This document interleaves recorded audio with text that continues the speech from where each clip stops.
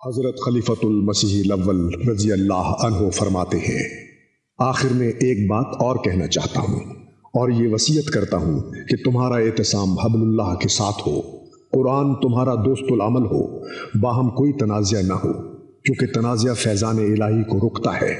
موسیٰ علیہ السلام کی قوم جنگل میں اسی طرح نقص کی وجہ سے ہلاک ہوئی۔ رسول اللہ صلی اللہ علیہ وسلم کی قوم نے احتیاط کی اور وہ کامیاب ہو گئے۔ اب تیسری مرتبہ تمہاری باری آئی ہے، اس لیے چاہیے کہ تمہاری حالت اپنے امام کے ہاتھ میں ایسی ہو جیسے میت غسال کے ہاتھ میں ہوتی ہے۔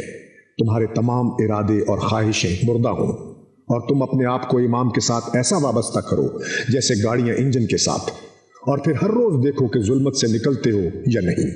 استغفار کثرت سے کرو اور دعاؤں میں لگے رہو، وحدت کو ہاتھ سے نہ دو، دوسرے کے ساتھ نیکی اور خوش معاملگی میں کوتاہی نہ کرو۔